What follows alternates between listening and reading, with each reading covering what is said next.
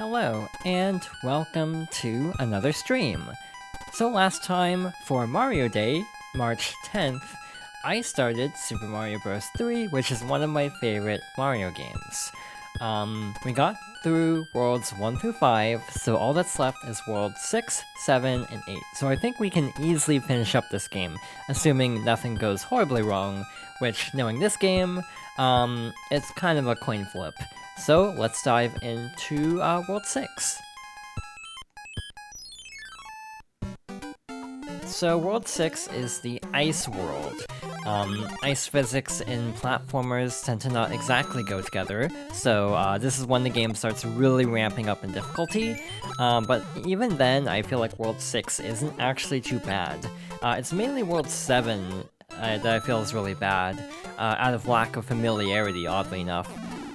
Even though World 8 is technically, I think, a little bit tougher in some regards, I actually feel like I struggle more with World 7, just because I almost never play World 7. I tend to do a lot more, like, warp runs than non-warp runs, so yeah, I don't really see World 7 enough to really have a ton of familiarity with it. Also, we got 5 more lives, so that's a very good start to this stream.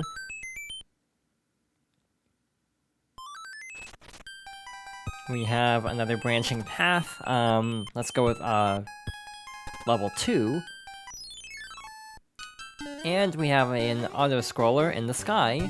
I want to say it's actually this level where there's actually a unique visual glitch in the NES version where a 1-up mushroom is actually it actually has the wrong color palette.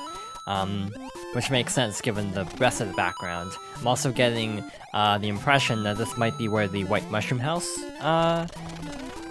coin requirement would be because of how many coins we've been seeing so far. In general, I feel like one challenge I should actually try someday is trying to actually finish this game without the raccoon leaf.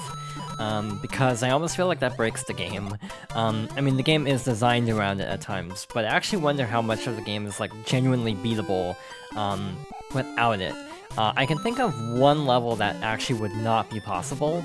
Oh wow, that was actually the right palette for the mushroom. I wanted to say that this was the stage, but maybe I'm misremembering. I also want to say that this stage actually does something kind of mean. That is a different stage, I guess. I was gonna say that we needed Fire Flower power to get something, but I guess not.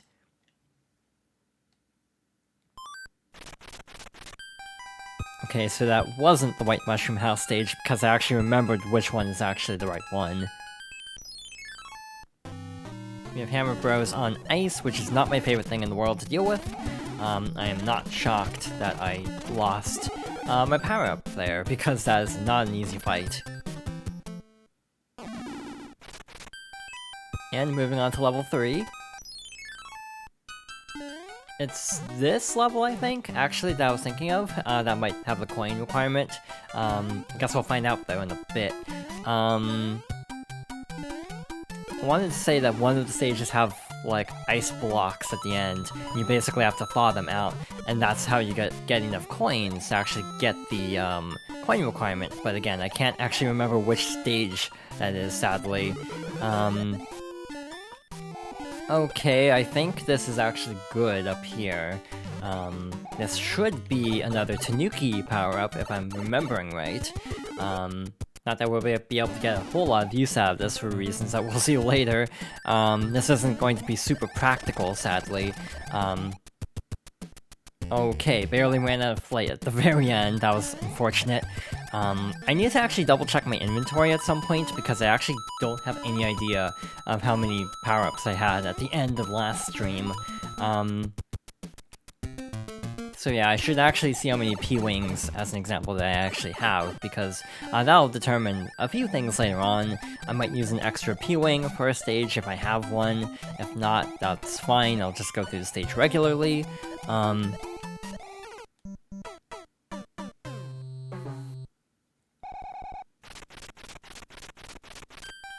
I'll be honest, I don't think I've ever died on this stage in that exact way.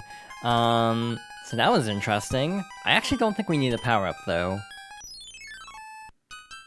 And frankly, I might regret that decision, to be honest. But like, we can get a mushroom right here, and then we get a Tanuki suit later on, so we really don't need a power-up from our inventory. So yeah, all we need to do is very carefully climb up, and then we should be good to go. Not if we kick the shell, though. So, respawn the Koopa. That works. Luckily, it is very easy to respawn enemies in this game, otherwise we'd definitely be in trouble. Alright, let's try this again and not fall this time. I mean, we have plenty of lives, we're not gonna be in any danger until at least World 7, I'd say. World 7 is definitely when things start to get very dicey. There's like 2 levels in particular that I'm actively worried about going through, because they're actually like the toughest levels in the game in my opinion.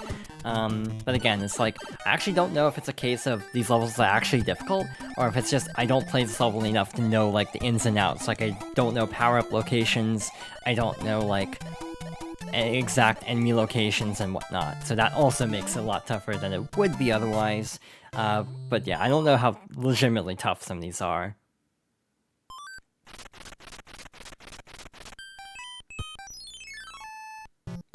So this fortress is interesting in terms of speedrunning, because they actually damage boost through a lot of this.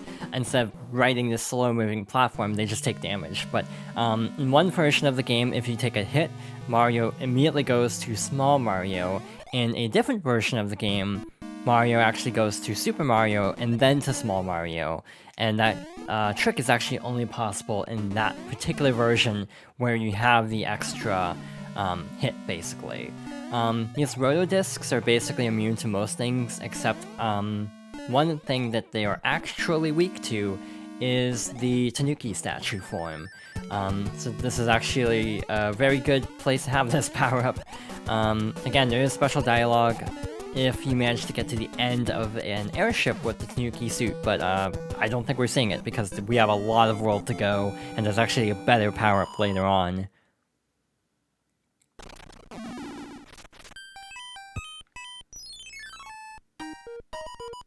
Pick a box, its contents will help you on your way. This time we're getting a leaf.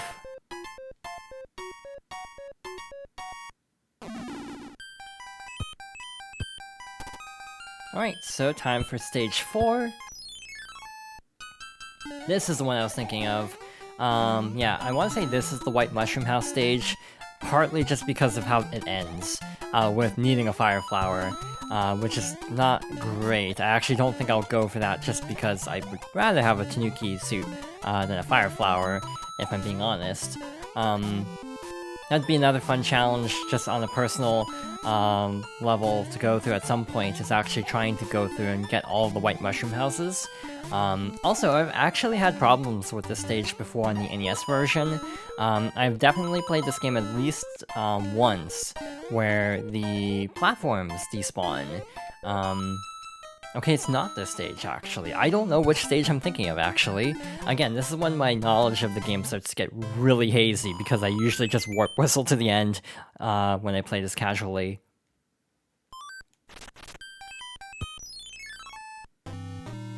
This is not a good level to have a Tanuki suit. There's a lot of things that can go wrong here. Luckily nothing did, and definitely that's a not a good power-up to get.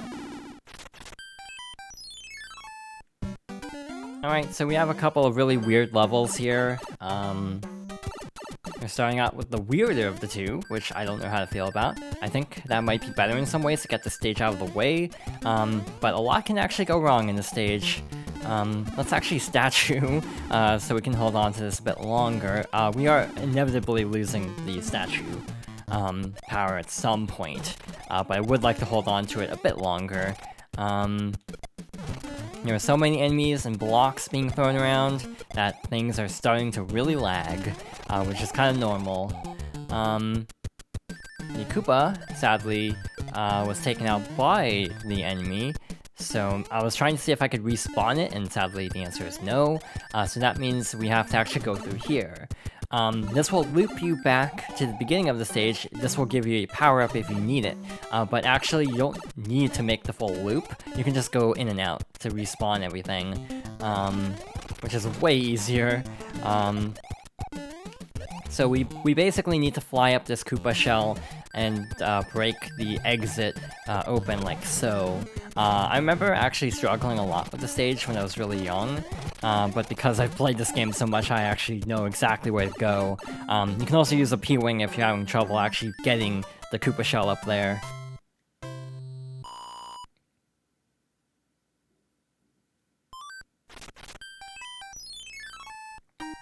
Alright, so what item are we getting this time? It is a hammer suit. That's actually the best power-up in the game, because it actually will... You can actually defeat Bowser really quickly with it. Will we get to the end with the hammer suit intact? Probably not. That's kind of the frustrating part for me. I feel like I'm not really good enough to actually show off a lot of really cool things about this game. Like, I feel like my skill level in a game like this is very odd,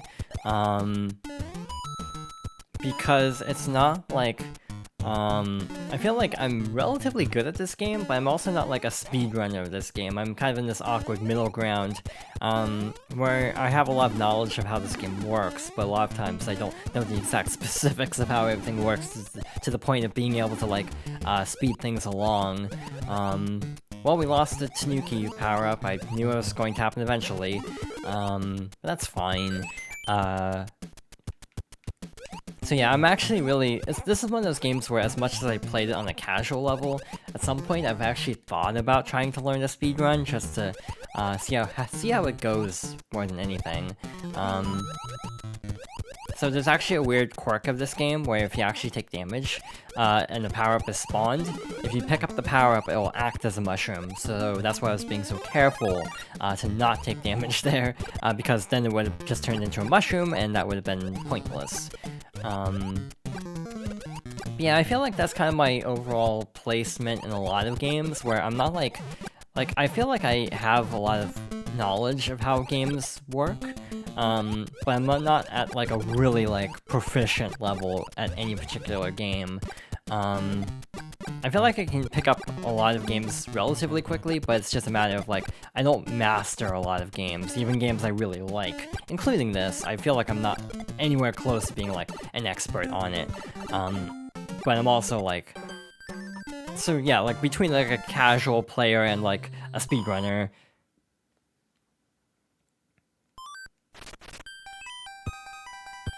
So maybe it's stage 7 that I'm thinking of? I feel like we're just getting through every stage, and eventually we'll reach the stage that I'm thinking of. Well, this is easier, with fire. Yeah, that definitely speeds this along. And we get another star.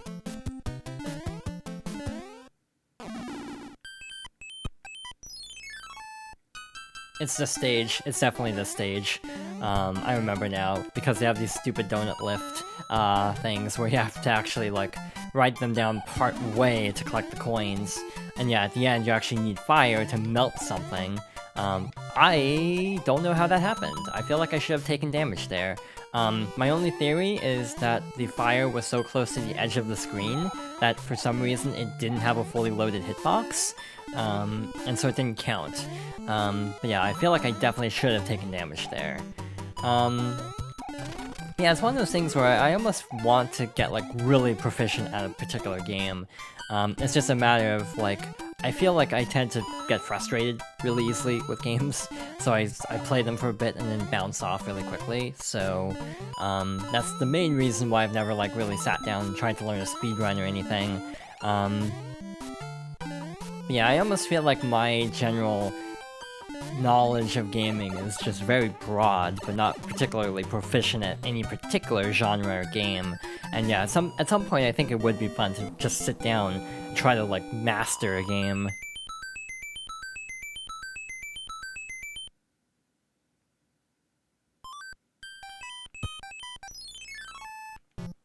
So if I'm not mistaken, this actually has the largest number of forts I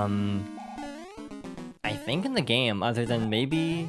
Yeah, I think this is the largest number of forts, because there's like 3.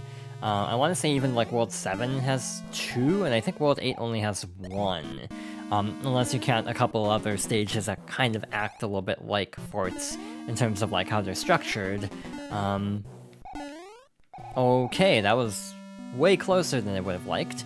I always underestimate how fast the boos can travel in this game, because they really hustle compared to other Mario games. And I forgot about the Thwomp, but that's okay because we reached the end of the stage, we're good to go. The stage is mean, actually, because you can actually get stuck under the ice and take a ton of damage. So just stay more towards the left side of the screen and you'll be much better off in terms of actually fighting Boom Boom.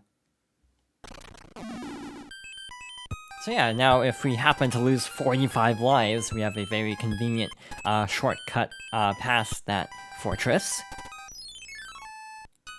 And we have a really weird break from the snow levels. That was weird. I took damage, but I pressed B after taking damage, and it counted as being able to use the Tanuki, or the raccoon tail. I don't know what happened there, actually. I feel like this is the playthrough of I've been playing this game for most of my life, and I still don't know what's happening sometimes, in a way that I haven't ever really experienced with this game. I mean, when you have a game that's like, what, almost 30 years old, it makes sense that it isn't exactly the most stable game in terms of programming, but even then it's sort of like, you know, after playing this game for so long, you'd think I would have seen all these glitches by now.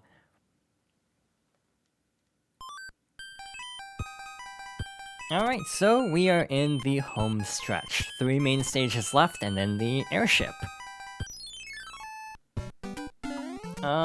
One of these stages is actually really unique because you can literally use a P-Wing to fly over the entire stage. I don't remember which one it is, though. But I remember doing that as a kid because I remember not really liking some of these later stages in World 6. I've definitely gotten walled here before. Not so much now, but when I was a lot younger, I definitely would get stuck in this area quite a bit. I almost feel like that's why I enjoy this game so much, is because I've played so much that I just have a general understanding of how everything works to the point where it's just an easy game to like play in an afternoon. I kind of have realized this a lot lately about how I actually like short games. Because the longer a game is, the harder it is to actually play through it, and without losing patience and getting frustrated. When you have a really long game, it can take just a long time to actually, like, really get into the groove with something, but with, like, a short platformer, it's really easy to just get through the whole game in, like, a few hours.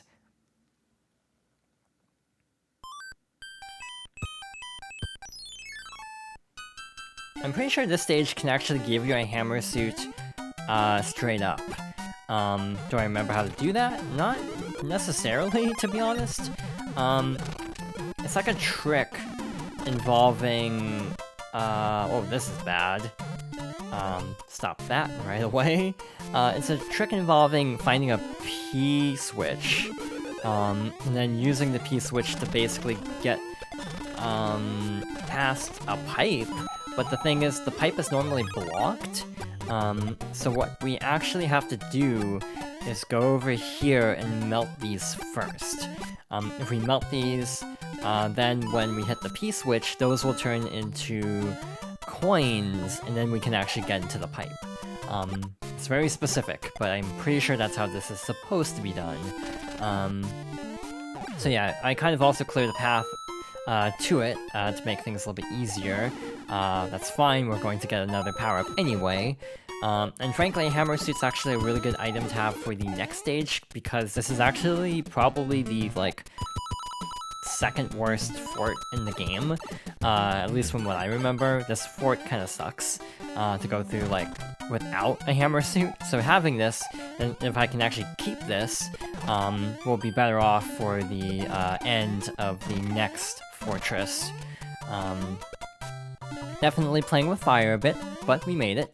I definitely should not count my chickens before they hatch, as they say, but we made it through. Some close calls, but not too bad.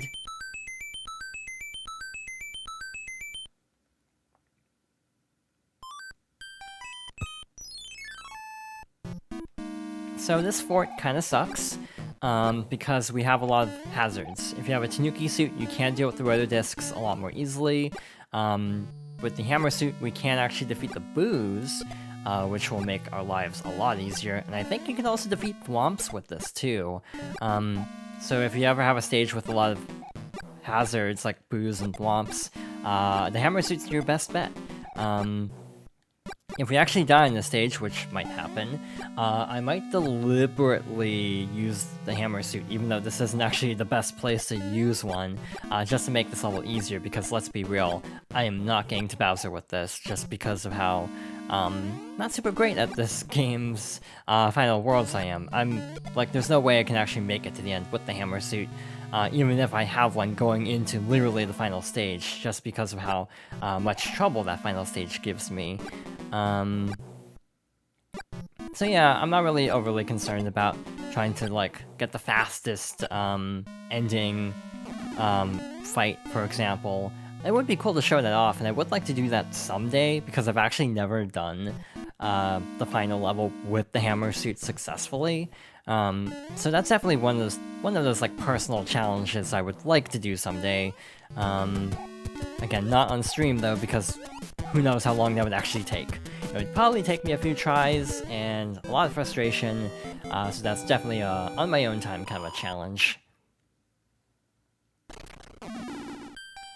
Alrighty, so we are at the castle. Oh, it's terrible. The king has been transformed. Please find the magic wand so we can change him back. And this king has been turned into a seal.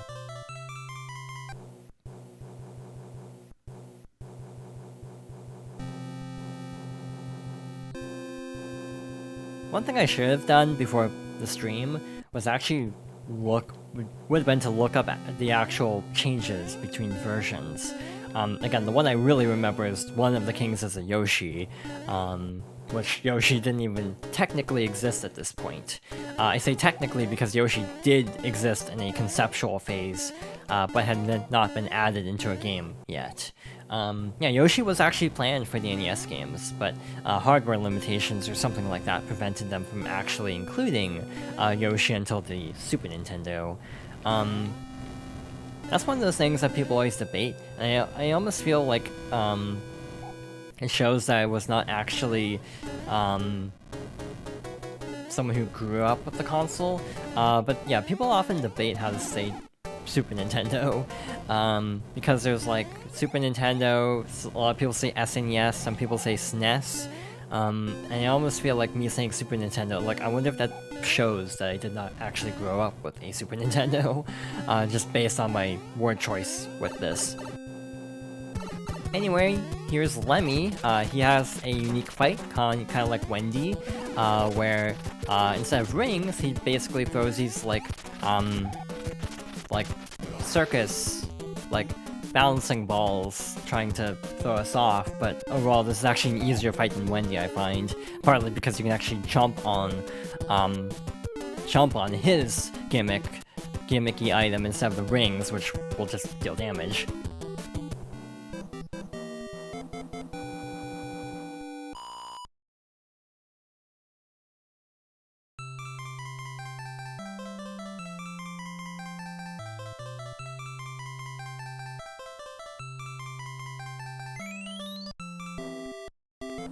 Oh, thank heavens, I'm back to my old self again. Thank you so much. Here is a letter from the princess.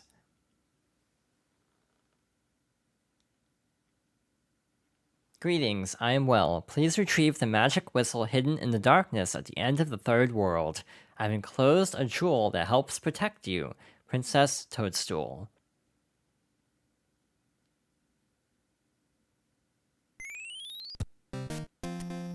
What does that mean? It just kind of dawned on me that doesn't actually mean anything. Darkness at the end of the third world? The magic whistles are in worlds 1 and 2. I almost feel like it's referring to the one Oh, third. It's referring to 1-3. That's how it is. Okay, that makes a lot more sense. So there's actually a weird clip you can do in this stage where if you like duck and like jump and like clip into a sub-pixel, you can actually skip this whole stage. I'm not gonna go for it though, because I don't know the exact like setup for it. So yeah, we're just gonna move on, but it is a cool trick that you can't do. Again, I almost feel like I have a lot of conceptual knowledge of this game, but not a lot of actual like practical knowledge, if that makes sense. Like I know a lot of the tricks in this game, I just don't have any idea of how to actually perform said tricks. But I'm very impressed whenever I see speedruns of this game. Well, that was the wrong pipe. Again, this is definitely when the peak of me not understanding or not remembering a lot of the mechanics and like where to go. Again, even World like 8, I feel like I know better just because warp whistles. Yeah, World 7 is like the peak of me genuinely not remembering a whole lot, just because I don't like World 7.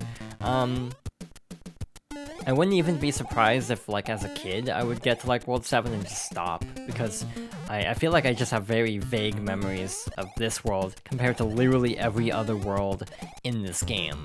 Like, World 8, I even have more recollections of, even as a kid, playing the game, because of warp whistles. Like, I remember getting to 8-2,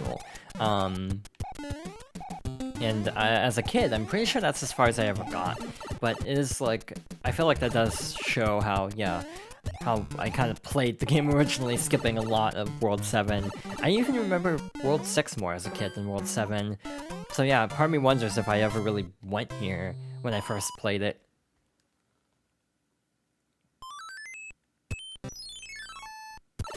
So we have these little connecting pipes, because this world is divided into a ton of little islands.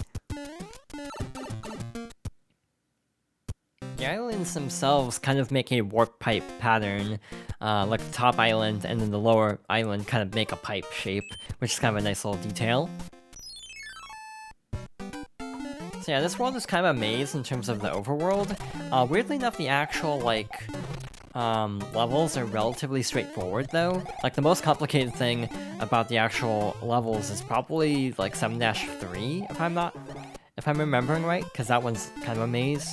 Did I just skip a large portion of the stage? I think I did. Or am I thinking of...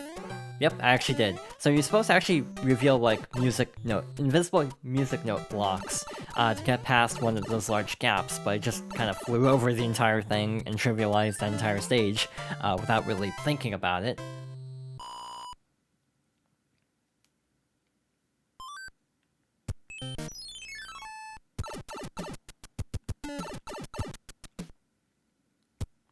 So, there are a few branching paths, mostly to dead ends or items.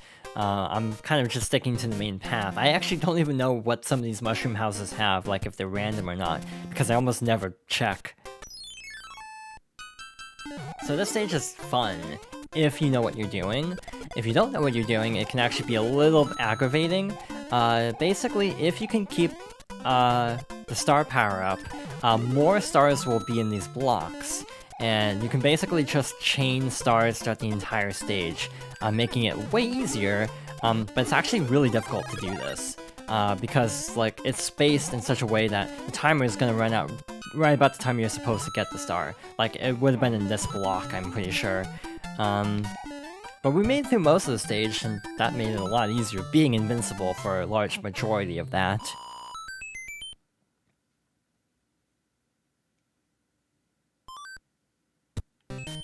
This is actually an example of me not remembering which way is the correct way. I want to say it's past stage 5? Actually, I think it would actually be better to do stage 5 first for reasons.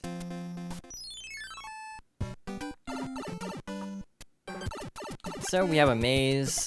In general, this isn't too terrible. But I still kind of forget what to do, if I'm being honest. Again, it almost says a lot about this particular stage, where it's like, yeah, I can't even remember, and I've been playing this game for so long.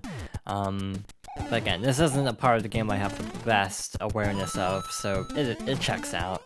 Oh yeah, one thing I actually looked up off screen because I was pondering this last time. I guess this actually isn't technically supposed to be the Mushroom Kingdom, it's actually the Mushroom World. So the Mushroom Kingdom is just a part of this particular world. So yeah, all these kingdoms actually aren't part of the Mushroom Kingdom per se. They're just like in the same like world basically. So that answers the question of like why all of these individual places have kings, because they are actually separate from the Mushroom Kingdom. Oh, this is actually kind of bad. Yeah, this isn't great. Partly because that Koopa respawned, which isn't ideal, but we made it past, we made it through, no problem. Oh, some problems. Minimal problems, I should say. Here we actually do have to make a bridge. We're not actually taking the bridge yet because we need to make another bridge over there, to actually make it to the exit of the stage. So once we reveal this bridge, now we can go back. I would prefer not doing this as Small Mario, but here we are. Alright, just gotta be very careful. And I forgot those blocks were actually there. It is actually kind of fun going through a stage like this and trying to kind of remember what to do. And again, it's kind of cathartic, kind of knowing what I'm doing, instead of just kind of like on the first playthrough, like really not knowing where I'm supposed to be going.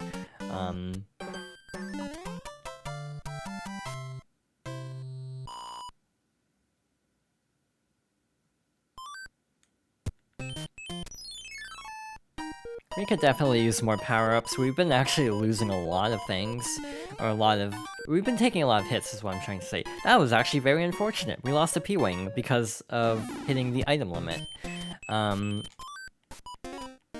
We have 3? We have 3. I think. So, like, we're fine. Like, we're not gonna run out. Hopefully. We actually could run out, in theory, but hopefully we won't run out. But it's still not great losing a P-Wing because of how rare they are. We actually did have one extra anyway because of the White Mushroom House in World 1, so yeah, it's not the end of the world, but I kind of wish I had thought about that first. Alright, so this is the underwater stage. One thing I actually don't like about Frog Mario is how A and B are kind of like flipped from what you might think. You know, B is traditionally run, A is jump. In the frog suit, A is swim faster, which feels a little bit counterintuitive to me because, you know, for the rest of the game, B is go faster. But in this one situation, A actually speeds up. If you don't have a frog suit by some chance, the next best option would be to use a fire flower. That would definitely minimize the amount of risk in this stage if you at least can take out some of the enemies along the way. But yeah, with a frog suit, this isn't actually that bad, but it is a little scary, especially when the game decides that there's too much happening on the screen, which does happen a lot. It's kind of fascinating to me how much, like, frame rate has become, like, a big deal in games, when old games that are considered, like, classics often had really, really poor frame rates. Not even, like, NES, but even going up to, like, you know, relatively modern, like, 2000s. This is still kind of a pattern.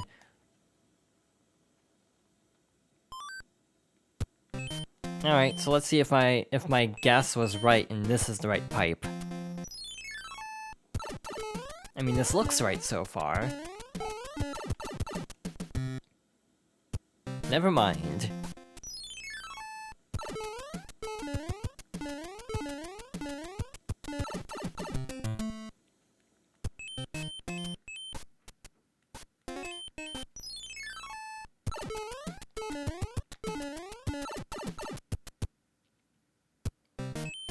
So we have how many stars? 1, 2, 3...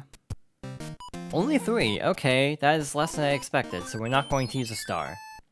We're just gonna play the stage legit and hope for the best. I did not plan this out as well as I should have, probably. There's actually a weird glitch in this stage where if you pause, the munchers will actually keep moving. You can actually use this to, like, manipulate positioning, basically. Like, obviously, if you're standing, like, if you're about to fall into a pit of munchers, you can just basically pause the game and wait until they retract, and then you're good to go. That's a weird little glitch. I also don't know if this applies to all versions of the game or not, or if it's just mainly the NES version. I would think it would be the NES version, but I've never tested it on GBA as an example.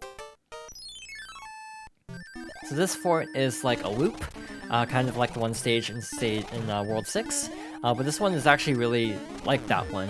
It's trivialized by using a P-Wing. Normally, I don't necessarily need to use a P-Wing on this stage, but just for the sake of, like, you know, this is a stream, so I would like to be, I would like to take it a little bit safe, because this stage is a little tricky, and it's not even tricky because of the maze part, it's because we have like 200 seconds, and Mario seconds are actually faster than real seconds. So for example, if you actually have to stop and search for the pipe, you can run out of time really easily on this stage. This stage is kind of a wall, I feel. Basically this and this are kind of like markers of where the pipe are, so it's just right above those. If you have to actually manually fly, like build up P-speed every time, it does end up taking a while, so again, using a P-Wing, since we have so many, just makes this a lot easier, so I figured, why not? We have plenty to spare.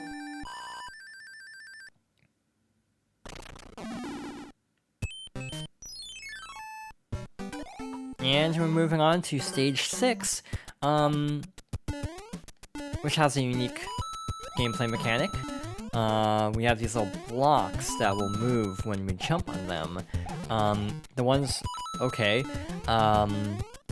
Not a fan of note blocks in this game, I don't think I've brought that up yet. But when we jump on this, it'll actually change from going horizontal to vertical, so we have to use this to basically navigate upwards through this, like, vertical stage. And then we have ones that have these little arrows that are fixed. They only go one way. In general, I feel like NES games, like, starting with, like, Kid Icarus and Metroid, were really pushing, like, the vertical capabilities of the NES. Like, vertical scrolling instead of, horizontal scrolling, basically. It's honestly pretty cool a lot of times. In some cases, it doesn't necessarily work super well, like Kid Icarus, where you actually, like, if you fall too far, you automatically lose a life. I'm not a fan of that. But in general, I do like vertical scrolling games from this era. It's very, like, ambitious for the time. Alright, so from here, we basically just ride this platform up past these two piranha plants, or is it just one? Nope, it's two. The other one was just not on screen enough. And head into the pipe. Alright, so that takes care of stage 6.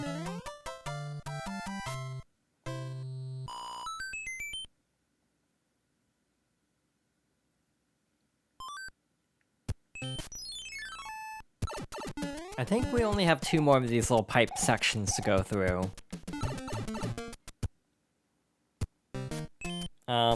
So we have a problem, actually. We're on, in my opinion, the worst stages of the game. 7, 8, 9, they're all in the fortress, they're all kind of bad, so let's see how this goes. Let's start with 7. Alright, so this stage is actually cool, but it's very difficult. Especially unless you're small. If you're small Mario, it's actually easier, oddly enough.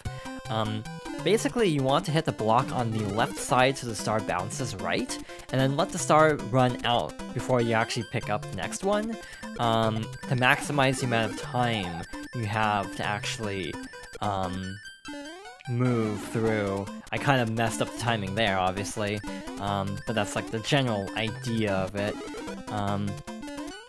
yeah, playing it a little bit safer because I already took one hit. Yeah, if you can basically maximize the amount of time of each star and also get the stars to bounce the right way, it's actually not that bad, but it takes a little bit of, like, trial and error. That was the easiest of these stages, I'd say. This one sucks. 7-8 straight up is like my least favorite level in the entire game, I'd actually be willing to say. It's just kind of loaded with a ton of hazards and obstacles and just a lot of nonsense I'm not a fan of. I can't believe I survived there, if I'm being honest. I mean, that'll help immensely. I almost jumped straight into the Piranha Plant, though, which would have been bad. I also needed to get this mushroom, so I wasted the star, sadly.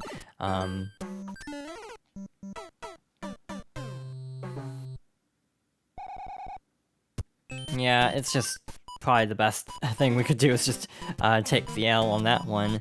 I have no fire flowers. That's not something I usually have to deal with, to be honest. Oh boy. So we're not holding back this time. We're going in with Flight, sort of. Not a P-Wing, but a regular raccoon, a leaf, and a star to kick things off, to make things a little bit easier in the first part of the stage. And then now that we have our power-up, we don't have to worry about the mushroom, so we can just kind of gun it for a bit. The end of the stage is really mean, and that's why I don't like this stage, because oops, I pushed B by mistake. Right at the end of the stage, there's a lot of hazards that are really annoying to deal with. Luckily, I was able to get through there with the mushroom, so I can actually take an extra hit if I need to, or not. So that means we have to go through this without a power-up, which is not great, to be honest. I don't entirely know what to do here about this whole mess. Maybe just try to gun it? That worked!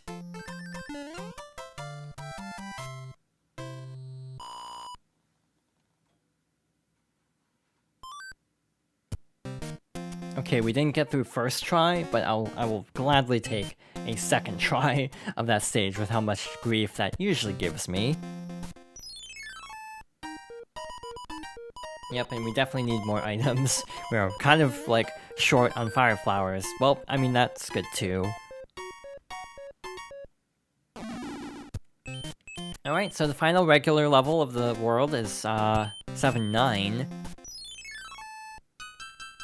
And I actually take it back. This level's not too bad. It's a maze, but it's a relatively easy maze compared to some of the ones we've seen, actually.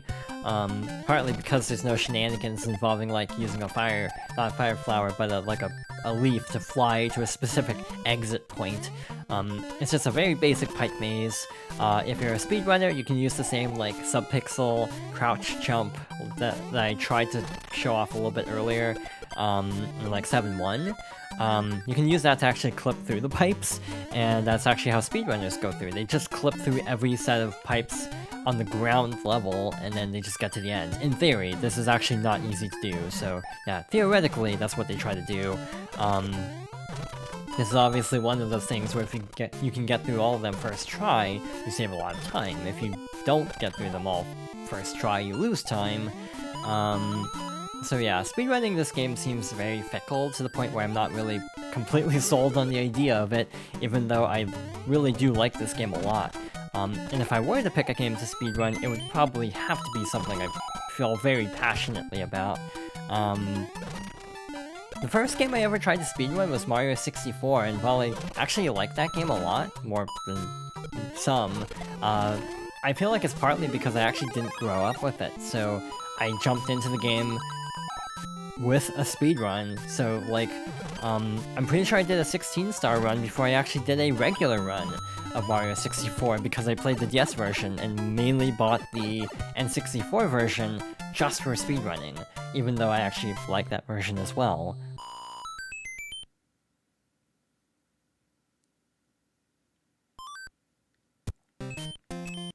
Alright, so it's time to suffer some more.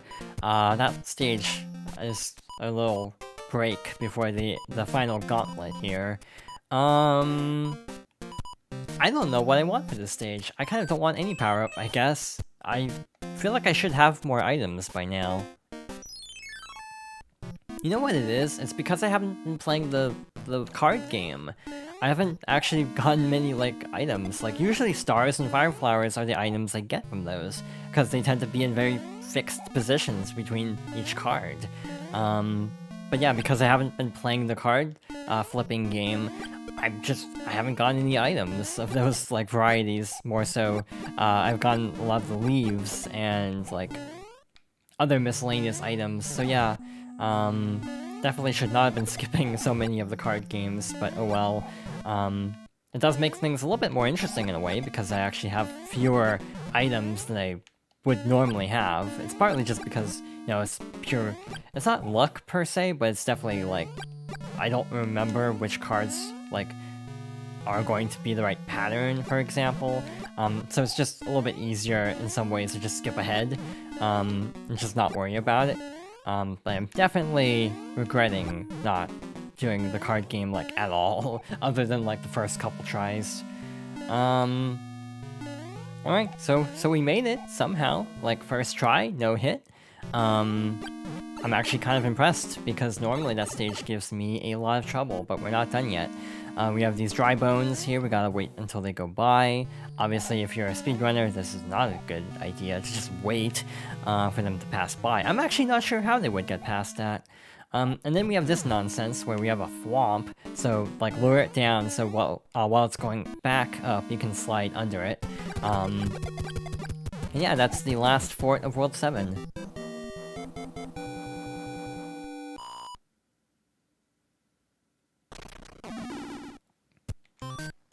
We have 2 stars left. I think this is a good place to use one of them.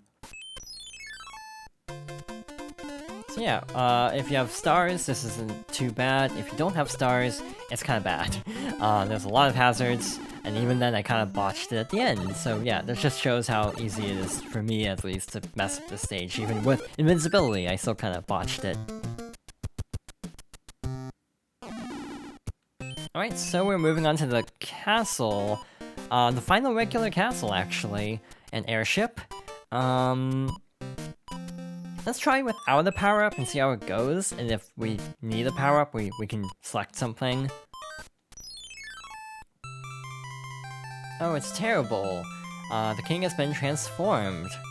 Please find the magic wand so we can change him back.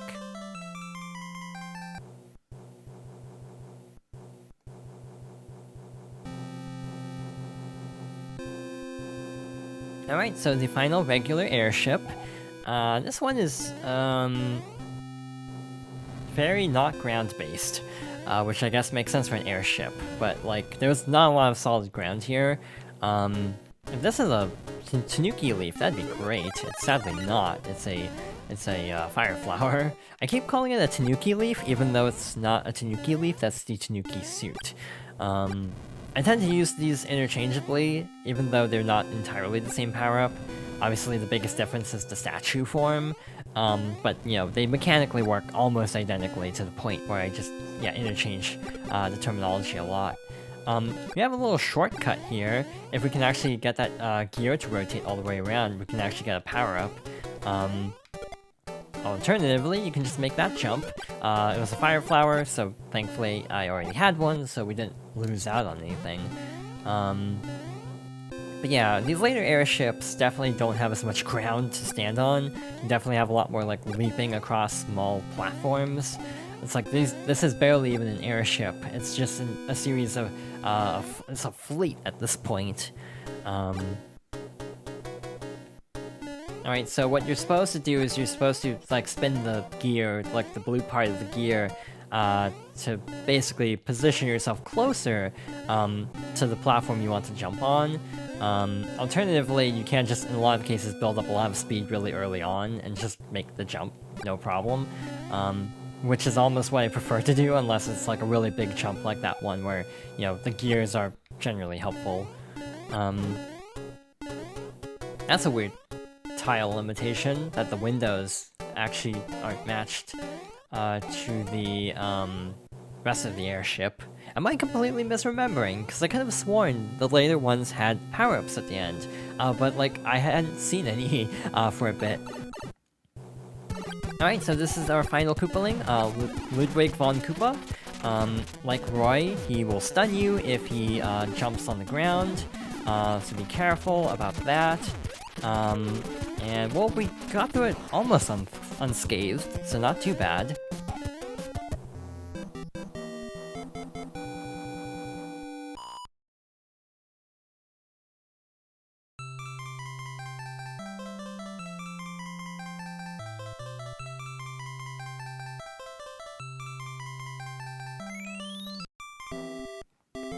Oh, thank heavens, I'm back to my old self again.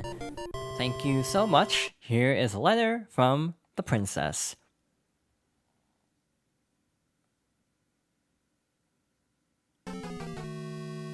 Yo, I kidnapped the princess while you were running around. She's here in my castle if you dare to try and rescue her. Ha ha ha, King of the Koopas.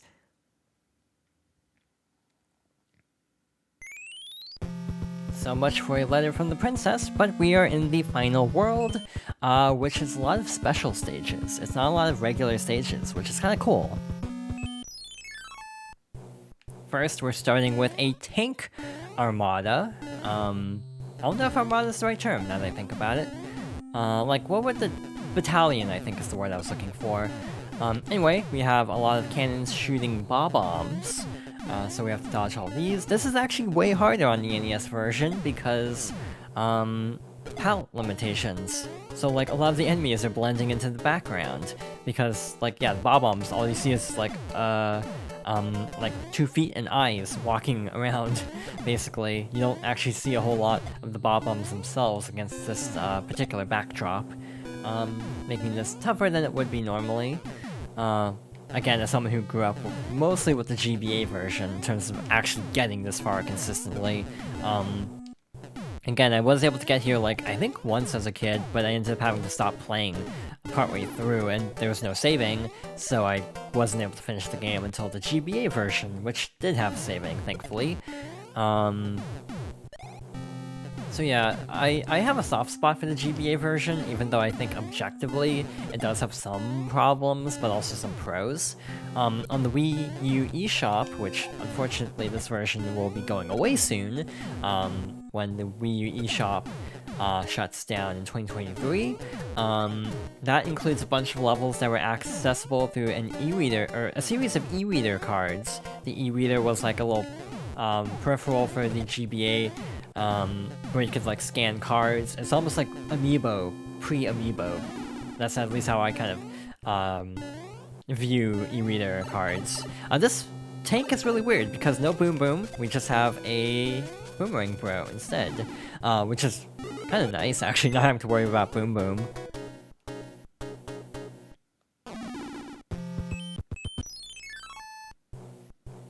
Next up, we have a ship fleet.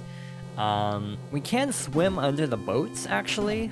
So yeah, hypothetically, if you don't want to mess with anything, you can just swim under. I've actually had trouble in some versions of the game actually getting back onto the ship, though, if I try to swim under. I think in one of the versions, they removed a block to prevent the soft lock. So like, for example, if you get to the end under the boat in some versions, it's exceedingly difficult to jump back on. So yeah, I want to say in one version they ended up removing a block to make it easier to actually try that method. At the end of the day, this is an auto-scroller, so swimming under or going over the top of the boat, it's the same amount of time because, yeah, we're moving at a fixed speed anyway. I feel like I'm definitely not playing as well. I mean, this is like a dangerous part of the game, I know, but like, I feel like I'm taking a lot of damage. Like I'm kind of being careless at the moment. I definitely need to pay a lot more attention going into the final stretch, once we get to some of the tougher parts of this world. I almost feel like this part of World 8 I kind of go on autopilot, partly because it's mostly auto-scroller. Also, speaking of Boom Boom, he does show up quite a bit in this world, even though our first foray into this world was just a boomerang bro. Alright, so that's the first part of World 8. We have a little interconnecting path here. And a speedrunner's nightmare. So this is a very infamous part of the game. We have a series of tiles here. There are 3 tiles that have stages. Whether you will actually enter the stage automatically is completely random. So it was actually a little bit more delayed than I thought, so I was about to say, like, so we didn't actually get bad luck for once, but we actually did get bad luck. So yeah, the hands will drag you into the stage, and whether you'll get a hand or not is like a certain % chance. I don't know what the odds are, but yeah, getting all 3 hands in like a speedrun is very rare, and it's like the best RNG.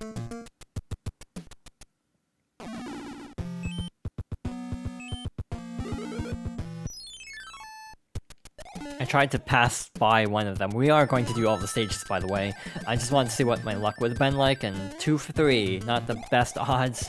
But again, luckily I am not a speedrunner of this game. I almost feel like for me, part of my problem with games and speedruns is I like to play games to 100%.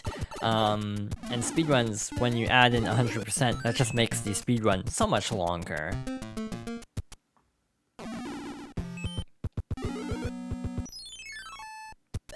Alright, so here's the hand stage we skipped. So yeah, the third one is like Cheep Cheeps over lava, this one is like Potaboos over lava, and the first one is all the various types of like Hammer Bros.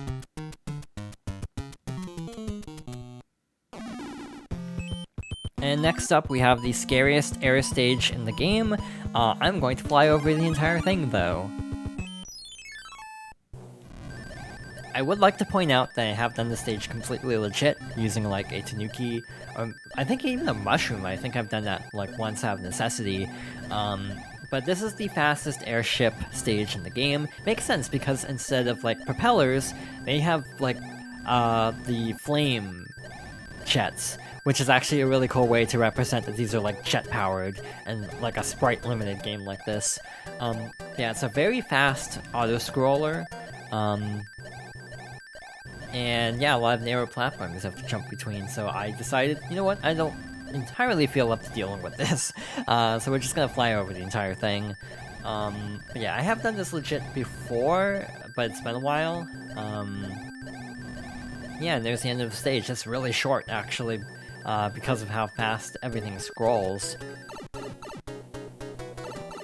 Let's actually let Boom Boom do something. And this is one of the examples where he'll actually fly.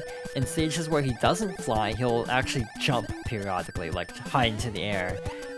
So yeah, those are the main 2 variants of Boom Boom fights. Again, normally I don't even let the fight go on long enough to see that happen.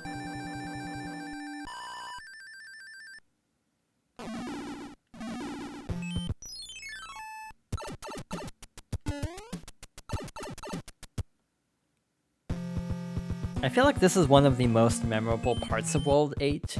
Again, partly because this is where I got stuck at the end of like my very first attempt at almost beating the game, and I wasn't able to get past some of this in time. 8-1, in my opinion, is like the last really hard stage, but even then I almost feel like it's easier than 7-8. The main reason I dislike this stage is really specific. There's like a very specific bounce you have to do, and some of the bounce physics in this game for like jumping off of enemies are like very precise and like particular, and so that makes it harder than it would be otherwise. Wow, this is just falling apart very quickly, I see. It's not great, to be honest, but we can easily get through the rest of this no problem, in theory.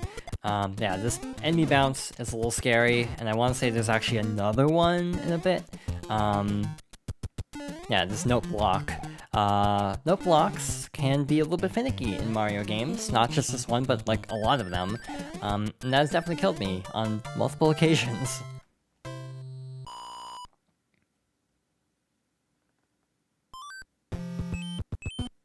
I just realized, did we get... Yeah, we got both warp whistles.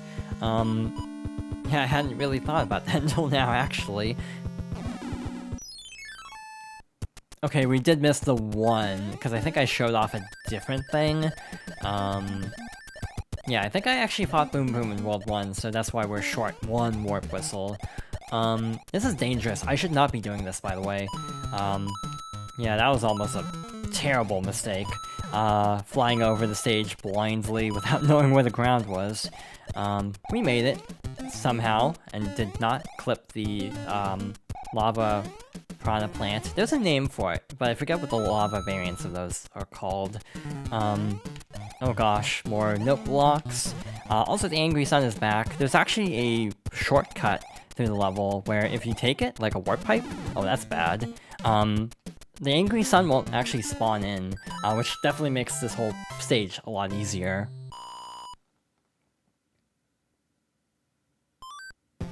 Alright, so that's the final regular level. If you did 1-3 with the normal exit without getting the warp whistle, you would have a full set of cards, but because we got the warp whistle, we are currently one card short, and will be for the rest of this run, unfortunately.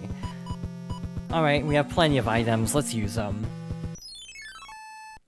We only have 3 stages left, by the way, we're almost done. Having a leaf will make this a lot easier, but even then I might botch this. Specifically, whenever the game decides, hey, let's spawn you on a conveyor belt, which is not my favorite thing in the world, having to actually react to that. If you have a leaf, you can actually make this a little bit easier by, like, going through a few extra routes that you normally would have to go around through the doors. But since we have plenty of leaves, I figured, sure, why not? Let's make this a little bit easier for ourselves. This is very scary, having to deal with conveyor belts over lava. I'm not the biggest fan of this, actually. This is a tough fort, also because this is another one that's kind of maze-like. Alright, so we made it, no problem. I'm trying to remember what to do here. That's a star. Yeah, I feel like I normally don't take this path, actually, so I'm actually kind of struggling to remember what to do here. Alright, so we have to jump over this swamp, hit this block to reveal a P-switch, and then go to the door on the end of this path. Speedrunners actually use a different P-switch, that actually conveniently, if you go fast enough, runs out about the time you actually get to the conveyor belt, so you actually don't have to wait there. Alright, so we're almost to our last Boom Boom fight. We have a conveyor belt this time, but it's still pretty trivial, to be honest. Even with the gimmick, it's pretty easy.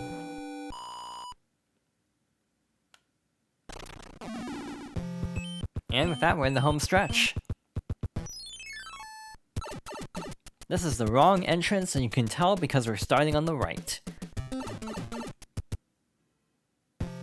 I think that's like the shortcut in case you have to restart the world, like if you run out of lives, so you don't have to do everything all over again.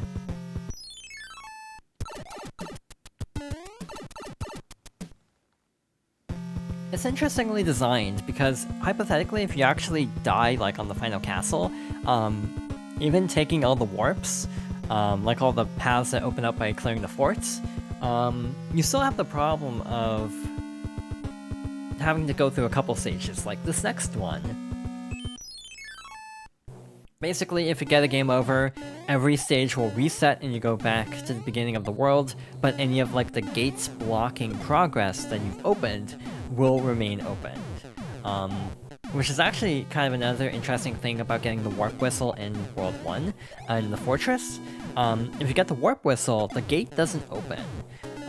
So if you actually lose all your lives in World 1, you basically have to do the entire world over again.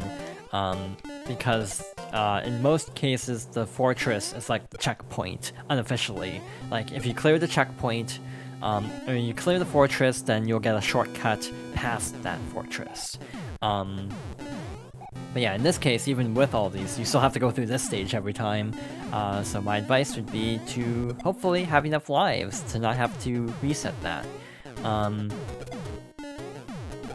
But even then, the stage isn't that bad. It's almost like... I feel like I've heard complaints about this game having an inconsistent difficulty curve, and I definitely feel it sometimes. Where some of the earlier stages are actually harder. Like this was actually an easy stage compared to some that we've seen in like World 7 and even earlier in World 8. So yeah, the difficulty curve is kind of all over the place for this game.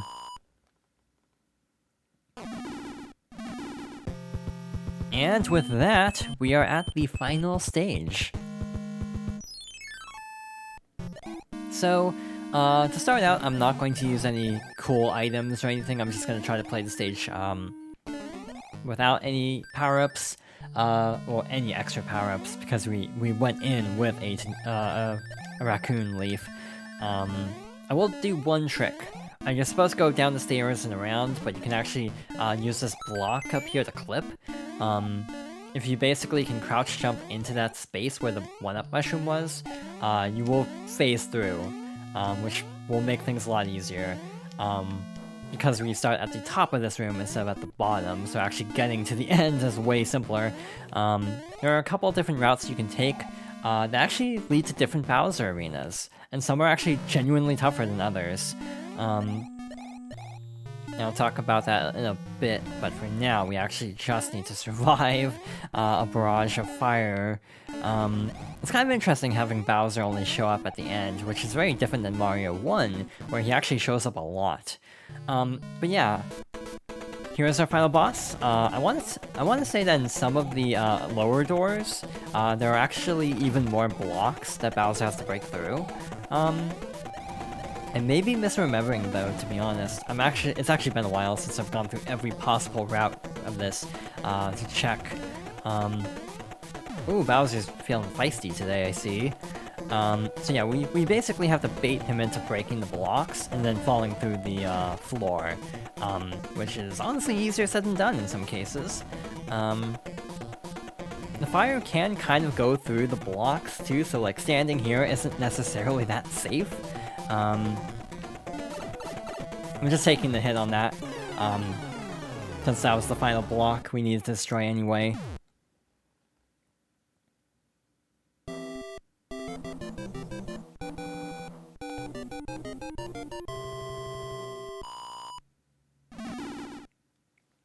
And with that, we have defeated Bowser.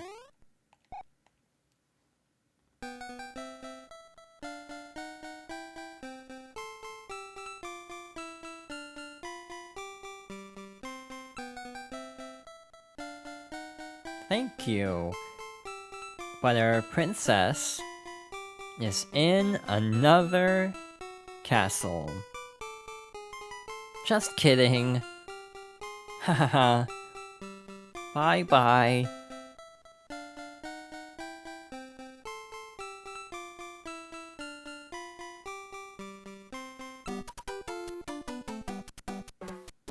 And a curtain literally closes on this adventure.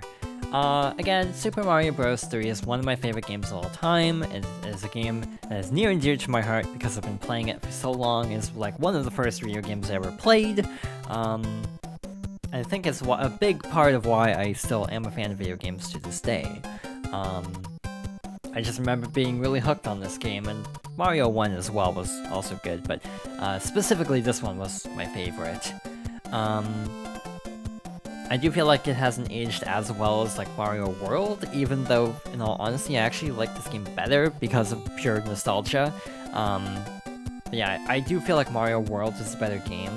At some point, maybe I'll try to do something for Mario World, like a stream, a YouTube playthrough, something like that, because I like the game, I just don't like it as much as this.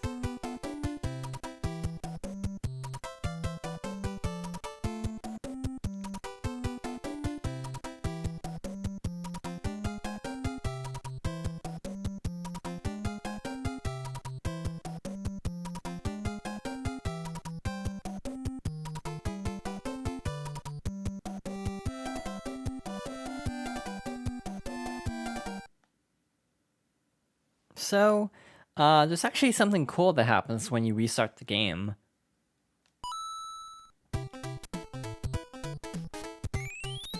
This may look like a perfectly normal playthrough of Mario 1, however, if we check our inventory, we have all P-Wings now. That is your reward for finishing this game. And since I actually finished the game a little bit earlier than I would have expected, actually this was about when I expected to finish the game, I thought it might be kind of fun to at least go through a little bit more of the game, with all of our infinite flight, just to show off, like, a couple little things.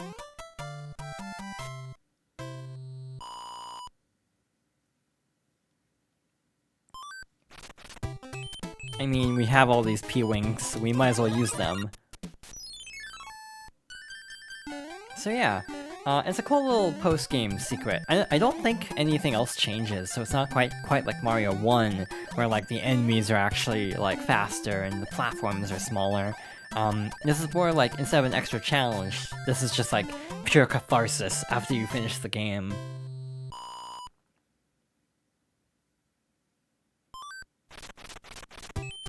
Alright, so next up is 1-3. And, like before, I am going to get the, warp whistle. Because there's actually something I meant to bring up last time, but it actually wasn't particularly relevant, so I didn't actually bring it up. So yeah, you hold down on this block until you phase through. This is what the hint was referring to about, the darkness at World 3. It is kind of weird that she says World 3 instead of, like, Level 3, so that feels a little bit confusing. But one toot on this whistle will send you to a faraway land.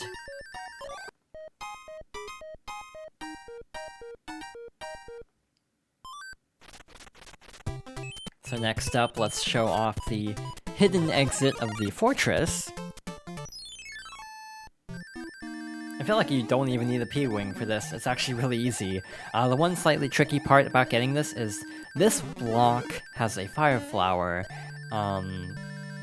So yeah, you do need the ability to fly in some capacity, but this one does have a Tanuki leaf. So yeah, if you actually stun the dry bones, they don't have a hitbox.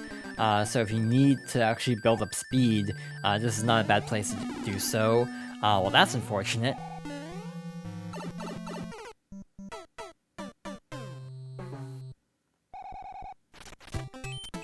Again, it's not like we have a shortage of items, but still that was unexpected. Alright, let's try this again. Hope it doesn't go as well, or go as poorly, but I don't have to, like, explain that, so we can just simply fly up here. Once the camera stops panning, press up, and you have another warp whistle.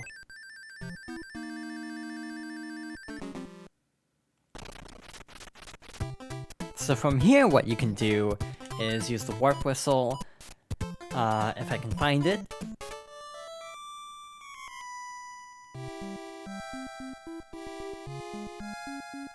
So a cool little secret is that the warp whistle song is actually very similar to the flute in The Legend of Zelda, which released a few years before this. Also, people bring up a lot that World 3's music sounds a bit like the Fairy Fountain theme from the Zelda series, which would also make sense. I think both were Koji Kondo, so that would make sense. So there are a couple different tricks you can do with the warp zones. One thing you could do is warp here and then warp to, like, enter a world like World 4 and then warp, and that'll let you access the lower, the second row of warp pipes. So yeah, basically enter a warp pipe here, then warp again, and then you can enter the bottom row, or the middle row. To get to the lowest row, with just World 8, what you have to do is actually play a warp whistle on this screen.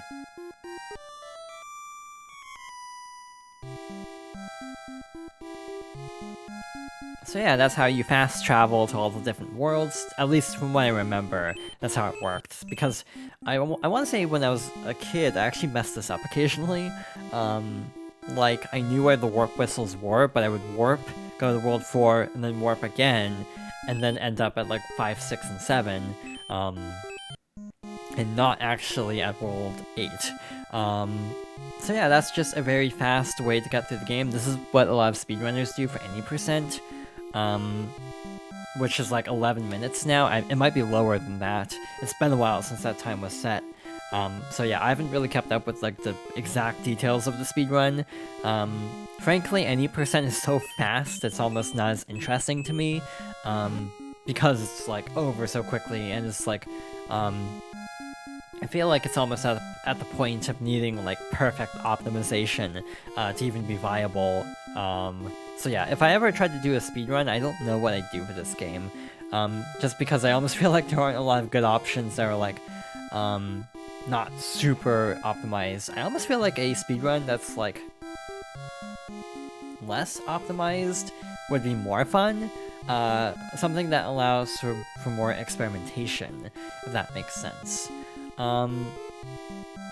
Yeah, it's definitely something I've thought about for streaming, is doing like a speedrun, not like regularly, because I almost feel like for my streams I want to keep like a sense, I want to have a lot of variety to what I play. Like lately we've been playing very short games, so we've been like, you know, starting a game and finishing it within like 2 to 4 streams. At some point I would like to stream longer games. I have a couple in mind, and I might start one either on Thursday if I'm up to it, or Sunday. And I think it'll be a good game for streaming, just based on like the style of streaming. Because my biggest issue with streaming right now is like, I almost feel like I focus too much on the game, to the point where it's just like a let's play. Which, to be fair, if you're watching this on YouTube, this format works for re-uploading it to YouTube, but I almost want to make more content that's like geared towards Twitch specifically in terms of like formatting and style. So it's definitely something I've been giving a lot of thought, and I do have some ideas. I want to keep streaming, but I still feel like I have a lot to learn in order to actually like keep streaming without feeling like burning out, and also in a way that's like entertaining and can help my Twitch channel to kind of grow separately from YouTube, if that makes sense. But yeah, I have enjoyed streaming a little bit, and over the past month, but I also feel like it's kind of making me hyper aware of some of the issues I have personally with streaming in terms of my own style of content, and trying to move this over to Twitch, and it doesn't really work necessarily. So I definitely feel like I have a lot to figure out on Twitch specifically. And yeah, I think I have a couple games in mind that will help with that, because I think they'll lend themselves better to a more conversational approach and less of a strictly gameplay approach, which is kind of the problem almost with this game. I almost wish I had picked a game that was less like, I know this game inside and out, because then I just kind of tunnel vision on the game, basically. So yeah, there's definitely some things I need to work on in terms of streaming. And yeah, I did miss Sunday because of daylight savings time. But for the time being, I would like to try to keep streaming like at least once a week, maybe more. So if you're watching this live, thank you for watching. If you're watching this on YouTube, also thank you for watching. Yeah, I would like to stream consistently on Sundays, and then maybe 1 or 2 more times a week, which I'll announce through like YouTube community posts or on Twitter. So you can follow there if you want to keep up to date on when I go live and other tweets I make. And yeah, videos on YouTube are back up and running and are being uploaded on Monday, Wednesday, Friday. I'm currently about to launch into a really big Let's Play that I've already worked on quite a bit and is currently scheduled through June. So that'll last a bit, but I also have the regular like one-off type videos for like the 15th and the end of the month as well. Yeah, with all of that being said, thank you for watching. I hope everyone has a good good day, good rest of your week, if I don't stream before Sunday. And I hope to see you in the future at future streams. And, yeah. Again, I'm really bad at outros, but, yeah, thank you for watching.